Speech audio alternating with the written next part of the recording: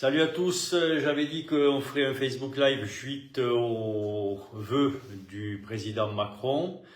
Donc on va y aller. Vous savez donc que aujourd'hui le président Macron s'est déplacé, je crois que c'était l'hôpital de Corbeil-Essonnes, pour faire ses vœux aux professions de santé. Il se trouve que j'étais sur France Info Télé pendant ces vœux, puisqu'ils m'ont fait venir avant, ils l'ont gardé pendant et puis on a discuté après, donc ça a été 2 heures pour l'écouter et commenter. Donc j'ai pris des notes, donc si vous voulez on va analyser un petit peu ceci, parce que j'ai cru comprendre que ce discours avait provoqué un certain énervement chez les médecins, ce qui est sans doute une bonne chose. Donc on va en discuter. Donc au départ, il a fait un petit peu l'analyse de la situation, en n'omettant pas de dire que le constat était connu, mais il l'a quand même refait. Donc en disant que la santé permettait les autres politiques, donc que la santé était un domaine important, qu'il fallait répondre à l'inquiétude de ses compatriotes, qu'il sentait de la fatigue et de l'angoisse chez les soignants et de la perte de sens, ce qu'on ne peut pas contester. Et qu'il avait une forte détermination, qu'il voulait aller plus vite, plus fort, avec de l'humilité et en faisant des points d'étape. Alors c'est intéressant parce que d'ores et déjà, le plus vite et plus fort, ça veut dire qu'il garde la même idée, la même dynamique et qu'il l'amplifie. Je vais y revenir parce qu'il en a reparlé plus loin. Il a dit que le diagnostic avait été posé il y a déjà plusieurs années, mais que le traitement n'était sans doute pas suffisant. Donc on voit quand il dit ça, qu'il ne reconnaît absolument pas s'être trompé, pas une seule fois. Il dit juste que le diagnostic qu'il avait posé était sans doute le bon, mais que le traitement qu'il avait mis en œuvre n'était pas suffisant, et c'est pour ça qu'il dit plus vite, plus fort. Il nous dit qu'il y a une baisse du nombre de soignants, que les 35 heures ont sans doute cassé ou saboté l'hôpital public, en tout cas ont été assez délétères à l'hôpital public, qu'il y a un problème de gouvernance, oui, qu'il y a un cloisonnement entre la ville et l'hôpital. Alors ça, on le sait, c'est dans les fantasmes du politique et de l'administration, et ça leur sert à faire passer leur loi que de dire l'hôpital et la ville sont cloisonnés. Non, s'il y a un cloisonnement, il est dans la tête de l'administratif ou du politique, mais il n'est pas dans la tête du médecin ni de l'infirmière, etc. Nous travaillons tous les jours avec l'hôpital public, et l'hôpital public travaille tous les jours avec nous. Quant aux relations en termes de documents, etc., ça fait belle lurette que les établissements sont certifiés et que dans ces certifications, il y a notamment, par exemple, l'envoi de lettres de sortie, etc. Mais sans doute ça ne lui est pas arrivé à la tête, ou alors il manipule un peu, mais on verra que c'est assez souvent dans son discours. Il nous dit que les soignants ne veulent pas avoir la même vie que leurs aînés. On a envie de leur dire oui, à l'évidence. Mais pourquoi ils ne veulent pas avoir la vie de leurs aînés, et surtout pourquoi la vie de leurs aînés est devenue compliquée? Précisément par les politiques sanitaires successives qui ont cassé notre exercice, qui l'ont rendu non attractif, et on comprend aisément que les jeunes arrivants, s'ils ont montré par la manifestation et par le mouvement Médecins pour demain qu'ils avaient une appétence pour le paiement à l'acte et pour le secteur libéral, ils ne veulent pas exercer dans les conditions où l'on exerce, et c'est tout le sens de notre mouvement que de changer notre exercice pour l'améliorer et le rendre plus attractif. Donc oui, M. Macron, effectivement, les jeunes ne veulent pas la même vie que leurs aînés, mais ça ne veut pas dire qu'ils veulent de vos forfaits, on va en parler, et du modèle que vous allez définir tout au long de votre discours. On va y revenir. Il a parlé de vieillissement, en disant que c'était une chance. Alors ça, j'ai pas trop compris pourquoi, que le vieillissement des professionnels était une chance. Bon, allez savoir. Ou le vieillissement de la population, plutôt exactement, excusez-moi. Oui, le vieillissement de la population. Les maladies chroniques. Alors vous savez que dans leur grand truc, c'est que comme il y a plus de patients qui vieillissent, il y a plus de maladies chroniques. Et que donc la médecine a changé, puisqu'avant c'était une médecine qui était tournée vers l'aigu, et maintenant elle doit prendre en charge des maladies chroniques, dans cette espèce de fantasme simplificateur du politique qui vise à croire que la maladie chronique a éradiqué tout ce qui était aigu. Mais non, bien au contraire. Tous les malades chroniques développent des pathologies aiguës et en développent beaucoup, ce qui veut dire qu'il faut au contraire garder cette médecine tournée vers l'aigu en l'adaptant à la médecine chronique et non pas en l'abandonnant ou en donnant tout ce qui est aigu à d'autres professions. J'y reviendrai. Il a parlé de la dégradation de l'offre médicale, qu'il fallait absolument dégager du temps pour le médecin face au patient. Il a parlé de nécessaire coopération, bougez pas, je réponds à un SMS vite fait, voilà, médecine prédictive, il y reviendra plus du tout au long de son discours, 19 milliards qui avaient été donnés pour le Ségur, qui est un Ségur, vous le savez, uniquement hospitalier, de la nécessité de revaloriser les personnels hospitaliers, avec aussi en se penchant sur le coût de la vie, les transports, le logement, etc. Et ça, un bon point pour lui, évidemment, on ne peut pas résoudre les installations, ou du moins le choix de personnel pour des établissements si autour on ne favorise pas leur vie, mais on y reviendra aussi. Il a parlé du numerus clausus comme un bon point, de sa suppression comme un bon point qu'il avait porté et qu'ils avaient créé, donc le numerus apertus, mais on en retirerait les fruits que dans quelques années. On a envie de lui dire il faudra beaucoup plus de temps, puisque ce que vous avez créé, Monsieur Macron, ne résoudra rien, puisque vous n'avez pas adapté les facultés à la prise en charge, à la formation de beaucoup plus d'étudiants en médecine. Les facultés sont en l'incapacité de former beaucoup plus d'étudiants, et c'est pour ça que la différence entre le numerus clausus et le numerus apertus, c'est à peine 10-15% de plus de médecins, ça ne résout rien. Il a parlé de facilitation du cumul emploi-retraite, de réorganiser et de libérer du temps médical. Donc, ce premier objectif, il en est venu aux solutions, c'est donc libérer le gain de temps médical. Alors là, il est revenu effectivement sur ce qu'il annonce là, c'est-à-dire comme si c'était nouveau, 10 000 assistants médicaux. Alors la presse, vous verrez, décline cela comme si c'était une découverte. On rappelle que les assistants médicaux, ça fait plus de 2 ans qu'on en parle, que ce 10 000, ça fait plus de 2 ans qu'il est sorti, et que sur ces 10 000, s'en sont installés 4 000, ce qui prouve que l'idée est en échec, et quand il dit 10 000, c'est pas 10 000 de plus, c'est 6 000. 6 000 plus 4 000 égale 10 000. Rien de neuf donc. On rappellera qu'il y a 120 000 libéraux. Donc pourquoi 10 000 pour libérer du temps, à seulement 10 000 praticiens et même moins parce que c'est un assistant pour plusieurs médecins, ça ne résout strictement rien. Alors j'avais un journaliste là-dessus tout à l'heure au téléphone et je lui disais mais nous ce qu'on demande c'est d'avoir des tarifs suffisants pour que nous puissions, nous salariés, les assistants. Est-ce que vous avez un dentiste monsieur? Oui, m'a dit le journaliste. Est-ce qu'il a un ou plusieurs assistants? Il m'a dit oui. Est-ce que vous connaissez un seul dentiste qui n'a pas d'assistant? Ah ben non. Pourquoi? Parce que le dentiste les paye, ses assistants. Pourquoi l'État veut juste 10 000 assistants? Parce que c'est lui qui les paye et qu'il n'a pas plus d'argent pour financer ces postes d'assistants qui seront subventionnés à un ou plusieurs médecins dans des CPTS ou dans des maisons médicales. Ça ne résout rien. 120 000 médecins, 10 000 assistants, poudre aux yeux. Que dalle, ça résout rien. À quoi ça sert?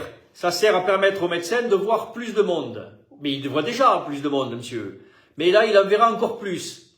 Oui, mais s'il en voit encore plus, il va aller voir dans de mauvaises conditions. Ah oui, mais non, mais l'assistant, il va faire un petit peu de paperasse, il va déshabiller le patient, il va prendre ses constantes, et puis ensuite le médecin le verra pendant 5 ou 6 minutes, et puis un autre. Mais c'est ça qu'on veut vraiment comme médecine pour demain? Non, on veut pas, à l'évidence, on veut pas ça. Nous, on veut pouvoir rémunérer les assistants, en avoir tous, rendre le métier plus attractif, permettre à des gens de s'installer, et comme on est plus nombreux, on donnera plus de temps aux patients. Mais bon, ça, manifestement, ça lui en touche une, ça remet l'autre, comme disait Chirac. Basculement donc de personnel administratif vers le service médical, ça c'est à l'hôpital, donc il va basculer, rapprocher de l'administration vers comme ça des tâches un petit peu simples autour des services médicaux pour les faciliter. Bon, ça encore, renforcer les équipes soignantes. Il nous dit que on en perd 30% lors de la formation, donc même si on en forme plus, il faut éponger la perte de 30%, ça c'est plutôt pour les infirmières. On lui rappellera que pour les médecins généralistes, c'est pareil. Quand on en forme 100, on en perd 40 en route. Plutôt après la formation, ils ne s'installent pas dans des métiers qui soignent parce qu'ils ont rendu ces métiers tellement indigestes et inattractifs qu'ils font autre chose. J'y reviendrai, c'est important parce que ça veut dire qu'on dispose d'une réserve de médecins qui peut être immédiatement réinjectée dans le soin si tant est qu'on le rende plus attractif. Mais c'est pas leur volonté, on va y revenir. Il nous parle donc de regarder, de changer, de modifier l'intérim pour qu'il y ait moins de gens qui se dirigent immédiatement vers l'intérim parce que c'est une perte pour le soin. On a plus envie de lui dire qu'il s'intéresse aux boîtes d'intérim plutôt qu'aux gens qui font de l'intérim. Ce sont les boîtes d'intérim qui aujourd'hui font à peu près n'importe quoi et pour lesquelles il faudrait regarder véritablement le fonctionnement. Les heures sup. Sur des comptes non payés, d'ici le 1er juin, il faudra rebâtir, nous dit-il, un système plus cohérent pour optimiser le temps de travail. Donc là, c'est des paroles verbales encore, et on rappellera que les comptes temps, épargne-temps, les heures sup non rémunérées à l'hôpital, ça fait des années que ça dure, ça n'a toujours pas été résolu. Il annonce que tout va être résolu comme par magie d'ici le 1er juin. On mettra une pièce ou un cierge à Lourdes et on attendra.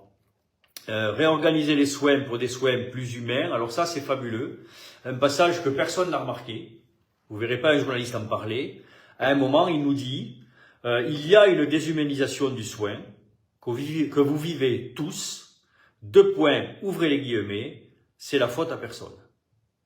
Ça c'est quand même extraordinaire quoi cette phrase, il y a une déshumanisation du soin, c'est la faute à personne. Je veux dire la facilité avec laquelle les hommes politiques se déchargent d'une quelconque responsabilité de l'effondrement de l'hôpital comme de la ville et de la déshumanisation du soin qui est le corollaire direct de cet effondrement, ça force le respect, quoi. C'est la faute à personne. Presque, ça serait notre faute à nous, quoi. Mais c'est la faute à personne, pas des politiques en tout cas, hein. Il faut plus de temps pour soigner, oui. Il faut permettre plus de liberté d'organisation. Alors ça, c'est très drôle qu'ils disent ça parce que vous verrez ensuite, quoi. Alors là, c'est merveilleux. Il nous dit que dans les services, d'ici le 1er juin, il faudra des discussions dans les services autour des plannings pour résoudre les problématiques de planning. Alors là, c'est merveilleux, quoi, parce que tu manques d'infirmières, tu manques d'aides-soignantes partout, mais tu vas demander au personnel des services de se réunir et d'ici le 1er juin, de résoudre les problématiques de planning. C'est-à-dire que tu vas inventer des infirmières et des aides-soignantes et tu vas résoudre la problématique. Tu as déjà des cadres, des directrices de soins, des cadres de santé, des DRH, des responsables qualité, etc., qui se penchent là-dessus, qui n'arrivent pas à le résoudre, mais Macron a dit, vous assirez autour d'une table, vous discuterez et vous résoudrez d'ici le 1er juin les plannings, mais bien évidemment sans avoir plus de personnel. Je veux dire, le fait que des journalistes ne relèvent même pas ça, moi ça me... Enfin, c'est inquiétant quand même, quoi. Gouvernance avec un tandem administratif et médical, c'est plutôt un bon point. Vous savez que l'UFML demande depuis 10 ans une modification de la gouvernance à chaque étage de l'organisation du soin. Là, il nous dit donc qu'il va mettre des administratifs aux côtés de médecins. Oui, d'accord, mais ça ne peut fonctionner que si, le représentant des soignants, et pas des médecins, pardon, des soignants est élu par ses pairs de la structure qu'il est censé représenter aux côtés de l'administration, et si chacune des parties, la partie administrative et la partie représentante des soignants, a un droit d'opposition, c'est-à-dire que le système ne peut avancer que si les 2 parties sont d'accord pour chaque décision qu'ils prendront. Vous verrez que ça ne sera pas le cas. Ça sera quelqu'un de nommé, probablement, et pas élu, de nommé par la direction. Ça n'amènera à rien, c'est de la poudre aux yeux. Et on verra. La T2A, il faut, nous dit-il, diminuer l'importance de la tarification à l'activité, ouvrez bien vos esgourdes, comme on dit chez moi, parce qu'elle prend mal en compte le soin non programmé. Ça, c'est pour l'hôpital. Alors ça, c'est très amusant, personne ne l'a relevé aussi. Il nous dit que la tarification à l'activité doit être diminuée dans les hôpitaux parce qu'elle prend mal en compte le soin non programmé. Et il nous dit que le paiement à l'acte, ce qu'il appelle la tarification à l'acte, pour les médecins de ville, doit être remplacé par des forfaits parce qu'elle ne prend pas en compte ou mal en compte la maladie chronique. Mais on a envie de lui dire, ou tu bosses tes fiches, ou tu as un peu de cohérence. Mais tu ne peux pas à la fois dire que le tarif à l'activité ne prend pas en compte le soin non programmé et n'est pas valable pour les maladies chroniques. Je veux dire, il y a un hiatus là. Il va créer, tenez-vous bien, vous qui avez manifesté contre les forfaits, il va créer une ROSP régionale. Roulement de tambour, ça ne marche pas sur le plan national, on va la créer sur le plan régional. On a un mur face à nous, il est urgent de courir, d'aller plus vite vers lui. Donc, tranquillement, tout au long de son discours, il construit une usine à gaz. Ces gens ont démoli l'hôpital avec les groupements hospitaliers de territoire. Ils veulent démolir la ville avec un peu plus de forfait, un peu plus d'encadrement, un peu plus de difficultés, etc., etc. Il nous parle tout au long du discours d'un lien ville-hôpital renforcé, de coordination entre la ville et l'hôpital grâce au CPTS et au GHT. Donc là, ne vous trompez pas, c'est là encore le programme, le discours de Nevers du 18 septembre, ou du, je sais plus quel, enfin, de septembre 2018. Et ça veut dire quoi? Ça veut dire paiement à l'épisode de soins ou paiement au parcours de soins. Quesaco, comme on dit chez moi, on donne une enveloppe au directeur du groupement hospitalier de territoire avec laquelle il va rémunérer tous les intervenants qu'il y a autour du patient tout au long de son parcours ou tout au long de la prise en charge de sa pathologie. Ça veut dire qu'on va payer le chirurgien, le médecin, les infirmières, les kinés, l'orthophoniste, tout ça qui intervient à l'hôpital, et puis toute l'équipe de ville qui va aussi prendre en charge le patient quand il passera en aval et en ville, avec la même enveloppe. Il est évident que vous, en bout de chaîne, vous prendrez les miettes, quoi, ce qui reste. Et puis le vrai danger, je fais un aparté là-dessus, ce qui est sur ce système qui est copié dans les pays nordiques, c'est que ils nous disent tous, ce système est fabuleux parce que, regardez, c'est de la qualité puisqu'il y a moins de complications chirurgicales dans les pays qui usent de ce système de paiement à l'épisode de soins que dans les pays qui ne l'usent pas, qui n'en usent pas. Ah oui, Berlic, évidemment. Pourquoi? Parce que dans l'enveloppe, la complication du geste chirurgical n'est pas prise en charge. C'est l'hôpital ou la clinique privée qui doit le payer sur ses frais et pas sur l'enveloppe. Donc que fait le directeur? Il influe sur le tri des patients pour avoir des patients qui ne sont pas à risque de complications. Et donc plutôt que de poser une prothèse de genou, on va faire un peu plus d'acide hyaluronique ou des choses comme ça, quoi. Voilà le progrès. C'était un aparté. La PDSES, alors il faut que tout le monde la fasse, hein, bien sûr. Il va mieux rémunérer le travail de nuit. Ça fait des années que c'est dit, on verra. Hein. Cliniques et hôpitaux vont être mieux incités à coopération parce que, nous a-t-il dit, il y avait des établissements qui ne jouaient pas le jeu. On verra comment il les met à contribution. Mais en tout cas, encore une fois, on fait de quelques minorités une généralité. Sur la PDSA, il veut trouver des médecins de garde. Il veut mieux payer les gens qui prennent les gardes. On a envie de lui dire, mais les gardes, elles sont prises sur 95% du territoire, et le répéter et le répéter, mais ça fait rien. C'est manière de dire qu'on va donner un peu d'argent à ces libéraux, qui sont quand même des sacrés feignasses, donc s'ils veulent l'argent, il faut qu'ils se mettent un peu au turbin, quoi, parce qu'ils branlent, donc il faudrait qu'ils s'y mettent un peu, les libéraux, quoi.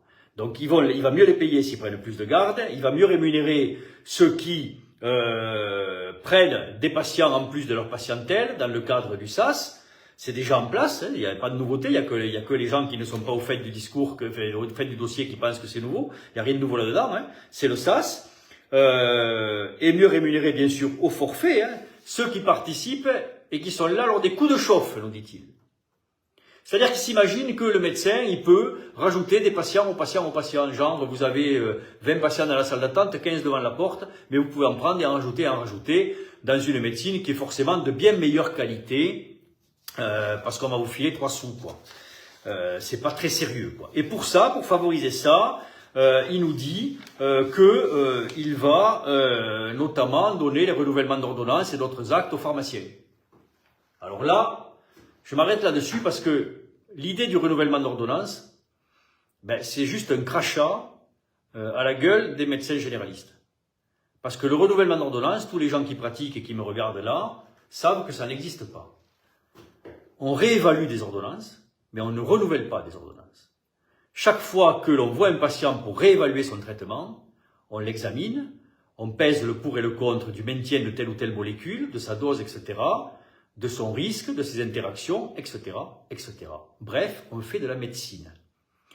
Et lui, président de la République, pensez qu'une part de notre exercice, c'est de renouveler les ordonnances, c'est-à-dire de voir le patient, de remplir le papier, le signer, lui balancer, lui dire dégage, quoi. Mais qu'est-ce que c'est que cette idée de la médecine générale, quoi? C'est quoi cette idée? Là, non, mais franchement, hein, franchement, c'est un mépris, quoi. Pour les spécialistes, ils nous rappellent qu'il les paiera mieux pour ceux qui iront exercer en zone déficitaire. Mais c'est fabuleux. Parce que qui va voir les patients du spécialiste dans la zone où il travaille d'habitude pendant qu'il est dans la zone déficitaire? C'est encore une fois du Shadok. On va créer un trou pour en boucher un autre. Sauf que le trou que l'on crée est encore plus important que le trou que l'on bouche. Parce que le propre d'une zone dite non déficitaire, c'est en général qu'elle est plus peuplée que la zone déficitaire. Et donc, le spécialiste va se déplacer pour voir 15 patients, là où il en voit 30, là où il est. Et donc, les 30 patients ne le verront pas ce jour-là. C'est la logique macronienne. C'est un concept. Pour les généralistes, bon, les 10 000 assistants, j'en ai parlé. Alors, soyez heureux, hein, il va créer des CNR régionaux ou locaux qui vont continuer à discuter et qui vont vous apprendre sans doute la médecine, c'est-à-dire que le fameux France Asso Santé, dans ses déclinaisons régionales, vous dira comment pratiquer votre médecine. Tout ça, évidemment, avec des forfaits, quoi. Multiplication des aides pour les médecins généralistes, nous dit-il, donc c'est toujours pareil, c'est les assistants.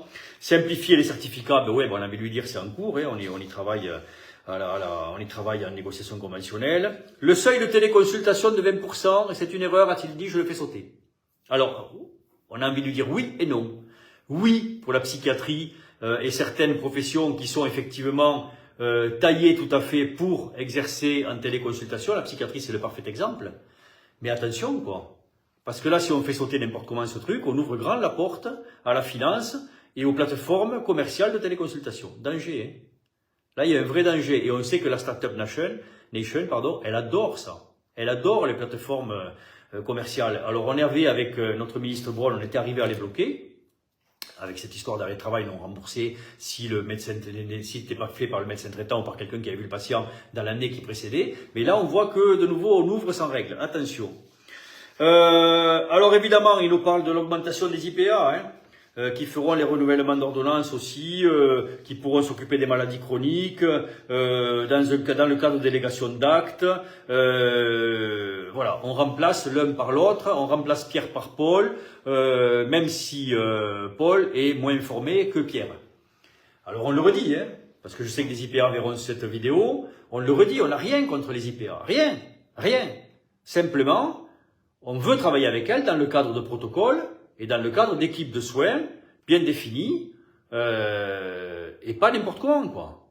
Si c'est juste pour remplacer des médecins qui n'existent plus à tel ou tel endroit et faire de l'acte médical, excusez-moi, mais c'est pas faire insulte à l'IPA ou faire insulte aux pharmaciens ou à nos autres confrères que de dire que leur formation médicale sera parcellaire. Et elle ne vaudra jamais une formation médicale optimale. Et c'est pour ça que ça doit se faire en collaboration étroite. C'est pas ce qu'ils présentent, hein.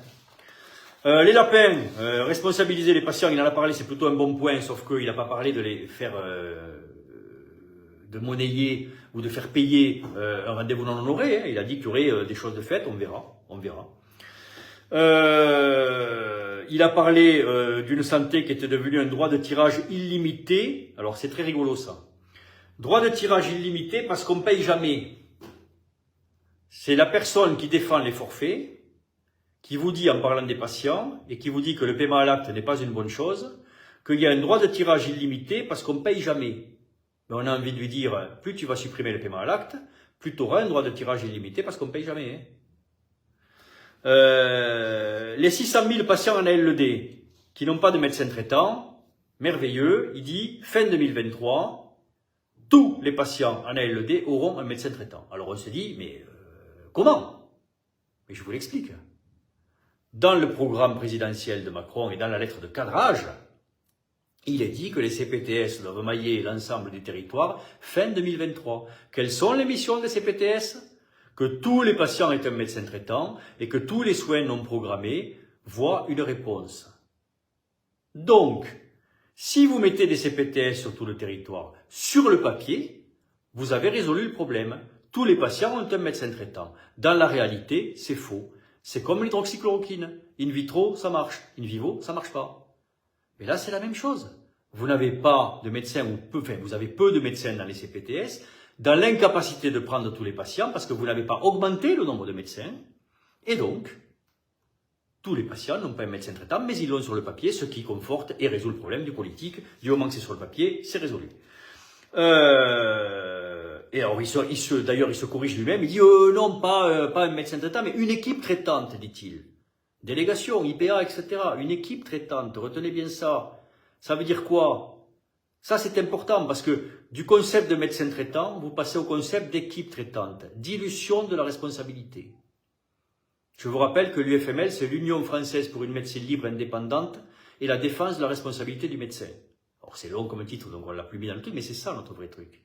Si vous diluez la responsabilité, vous perdez la responsabilité. Si vous perdez la responsabilité, vous perdez tout. Et le patient perd tout aussi.